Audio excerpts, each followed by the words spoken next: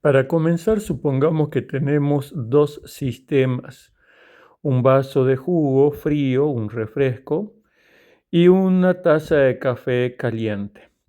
Pero ambas están aisladas dentro de una caja que está hecho de un material completamente aislante térmico. Mientras esto sucede así, no cambia nada. La temperatura del refresco permanece igual, lo mismo que la del café caliente. Ahora supongamos que se retira la pared del medio que separaba al refresco del café caliente. Entonces, ¿qué sucede? Entre ellos habrá un intercambio de energía. El café caliente traspasará la energía que tiene hacia el refresco. ¿Y esto qué realizará? Bueno, sucederá que la temperatura del café caliente comenzará a disminuir y la temperatura del refresco comenzará a aumentar. Y esto sucederá así hasta que ambos lleguen a la misma temperatura. Después corroboramos poniendo un tercer sistema C, que es el termómetro que está ahí, y decimos lo siguiente: si dos sistemas A y B están en equilibrio térmico con un tercer sistema C, entonces están en equilibrio térmico entre sí. Ahí aparece, si la temperatura A es igual a la temperatura C y la temperatura B también es igual a la temperatura C, entonces la temperatura A es igual a la temperatura B. Eso significa que ambos sistemas A y B han llegado a un equilibrio térmico. Entonces vamos a enunciar la ley cero de la termodinámica, que dice: existe una magnitud escalar denominada temperatura, que es una propiedad de todos los sistemas termodinámicos en equilibrio. Dos sistemas están en equilibrio, sí, solo si sus temperaturas están en equilibrio.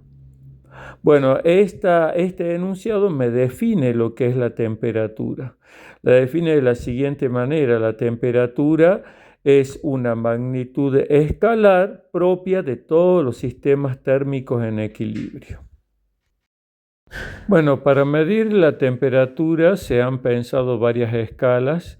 Acá nosotros tenemos tres ejemplos y son las que más se usan: la escala Celsius, que está a la izquierda, la escala Kelvin, que está en el medio, y la escala Fahrenheit de la derecha. La escala Celsius se construyó de la siguiente manera: se utilizó el agua. Se dijo, bueno, cuando el agua llega a su punto de congelación, entonces a ese punto de congelación vamos a considerarlo 0 grados Celsius. Luego, cuando el agua llega a su punto de ebullición, vamos aumentando la temperatura, ¿cierto? Y cuando llega al punto de ebullición, entonces ahí vamos a decir que tiene 100 grados Celsius. Entonces la escala se construye de 0 a 100 en 100 subdivisiones. De allí cada una de esas subdivisiones será 1 grado Celsius. Entonces vamos a extender la escala pasando de los 100 grados hacia arriba y también bajando de los 100 grados hacia abajo todavía, es decir, con números negativos. Tanto en la parte superior como en la parte inferior de la escala está abierto. ¿Qué quiere decir? Que no contempla que tuviera un límite, sino que podría continuar hacia arriba o con valores negativos hacia abajo. Ahora, la escala Kelvin es una escala de mayor rigor científico. Se lo hace teniendo en cuenta que sí tiene un piso o un límite inferior, para ser más preciso, y este límite inferior es el 0 grado Kelvin, que representa el momento en que todas las moléculas de la materia están en un reposo absoluto. Vamos a explicar un poquito esto. Todas las partículas que forman parte de la materia siempre se encuentran en movimiento. Esto es energía cinética, es decir, la energía de movimiento de las partículas, y eso implica que haya una cierta temperatura. A medida que nosotros vamos enfriando un material, esa temperatura va disminuyendo y entonces las partículas que forman parte de un objeto, de una sustancia, comienzan a moverse cada vez menos. Se supone que cuando llegamos al 0 Kelvin, esas partículas están en un reposo absoluto. Para hablar un poquito más de eso también significa que hasta hoy en día no se ha logrado el cero absoluto, pero sí muy cerca del cero absoluto. Como ven en la escala, 273 de la escala Kelvin coincide con el 0 grados Celsius, aunque en realidad es 273,15 Kelvin los que coinciden con los 0 grados Celsius. Ahora, desde los 273 hasta los 373 hay 100 grados y esto coincide exactamente con los 100 grados Celsius de la escala Celsius, ¿ve? Entonces, por eso se dice que la escala Kelvin también es una escala centígrada. Por eso en física no utilizamos el término grados centígrados, porque tanto los grados Celsius como los Kelvin son centígrados.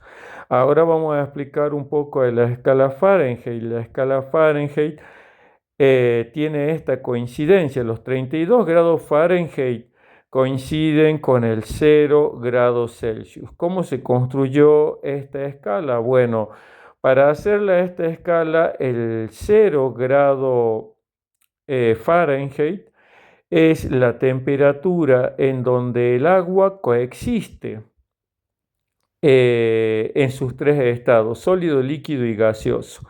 Se hizo un experimento en donde en un recipiente se logró colocar agua en estado sólido, en estado líquido y en estado gaseoso, y todos se mantienen así, a esa temperatura. Ese es el 0 grado Fahrenheit. Ahora, si ustedes se fijan, el grado 32 Fahrenheit coincide con el 0 Celsius y el grado 212 Fahrenheit coincide con los 100 grados Celsius. Quiere decir que desde los 32 grados hasta los 212 hay 180 grados Fahrenheit, es decir, hay 180 subdivisiones de la escala. Todos estos datos nos van a servir para construir una formulita que nos permita convertir de una escala a la otra. Como sabemos, la escala Celsius está dividida en 100 grados y por lo tanto vamos a poner TC, o sea, temperatura Celsius, sobre 100. Como vemos que en la escala Kelvin 273 le coincide con el grado Celsius, entonces vamos a poner temperatura Kelvin menos 273, en algunos casos 273,15. Y como vemos que es centígrada también vamos a poner sobre 100. Esto será igual a temperatura Fahrenheit menos 32 sobre 180. ¿Por qué? Porque así, como ven, el 32 grados Fahrenheit coincide con el 0 grados Celsius. Entonces hacemos temperatura Fahrenheit menos 32. Y como esta escala no está dividida de 0 a 100, sino que desde el 32 hasta el 212 hay 180 grados, entonces hacemos todo sobre 180. Esta es la formulita que nos permite pasar desde una escala a cualquier otra. Vamos a un ejemplo resuelto. ¿Cuántos grados Celsius equivalen al 0 absoluto? ¿Cuántos Fahrenheit? Vamos a resolver la primera incógnita. ¿Cuántos grados Celsius equivalen al 0 absoluto? Entonces lo que vamos a tener en cuenta de la formulita es lo siguiente. Temperatura Celsius sobre 100 igual a temperatura Kelvin menos 273 sobre 100. Eso es únicamente lo que vamos a tener en cuenta para hacer la conversión. Por ahora no tenemos en cuenta el lado del grado Fahrenheit. Entonces escribimos temperatura Celsius sobre 100 igual a temperatura Kelvin menos 273 sobre 100. Y despejamos la temperatura Celsius, nos queda temperatura Celsius igual a temperatura Kelvin menos 273 sobre 100. Todo eso multiplicado por 100. Aquí podemos simplificar 100 sobre 100. Y nos queda temperatura Celsius igual a temperatura Kelvin menos 273. Y esta es la formulita que vamos a usar siempre para pasar desde la temperatura Kelvin a la temperatura Celsius. Entonces, 0 Kelvin menos 273 son menos 273 Celsius. Bueno, ahora vamos a pasar de Kelvin a grados Fahrenheit. Y nos vamos a concentrar en esta parte de la formulita que está recuadrada ahora. Entonces vamos a tener temperatura Kelvin menos 273 sobre 100 igual a temperatura Fahrenheit menos 32 sobre 180. Ahora despejamos la temperatura Fahrenheit